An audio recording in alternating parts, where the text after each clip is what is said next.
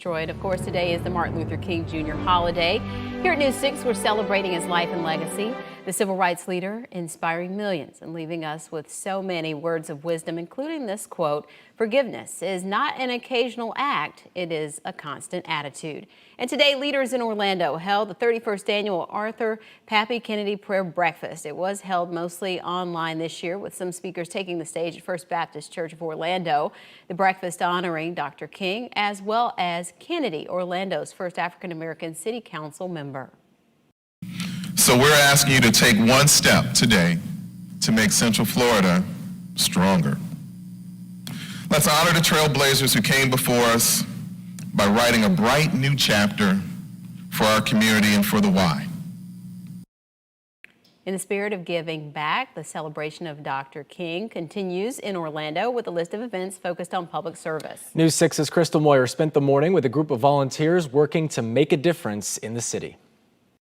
While it's a day off for students and parents, it's a day on for dozens of people who gathered here in Orlando at Lake FRAN to pick up trash and give back to the community in honor of Dr. Martin Luther King Jr. Usually there's a PAPPY Kennedy breakfast, and that was held virtually this morning. But when you're doing community service, that needs to be live and in person. More than 50 volunteers joining Orlando Mayor Buddy Dyer, pickers in hand, collecting trash. So cold.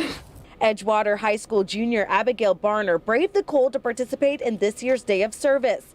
She's one of dozens of high school students across Orange County selected to serve as Dr. Martin Luther King Jr. humanitarians, exemplifying the ideals embraced by MLK through character and leadership. So I love community service. I love being out in the community and making a difference when I can. So yeah, it was this or sleeping in. Working alongside Barner is Apopka High School senior Johnny Simmons, also an MLK humanitarian. My message is to always stay positive, keep your head up, and always remember that you have a goal in life and try your best to reach your goals, because that's what Dr. King always wants to do. Some make this day of service a family tradition, like Jessica Stead and her kids Garrett and Paige. Stead teaching her kids about MLK's legacy of volunteerism. And showing people that if you were going to make a difference in your city especially, and just really making a difference locally, you kind of had to be part of the solution. I know there's always people that say, oh, one person can't make a difference, but in the big scheme of things I've seen in my lifetime with them, especially having kids, is that one person can absolutely make a difference. Obviously, look at MLK. I mean, Martin Luther King Jr. made a huge difference, so I think we can too. Sharing the message of equality and unity while leaving the trash behind. It's just like think beyond yourself and see if you can help other people and where you can make a difference. Those student ambassadors, along with volunteers, are encouraging their community members and neighbors to give back, and not just on Dr. Martin Luther King Jr. Day. In Orlando, Crystal Moyer, Getting Results, News 6.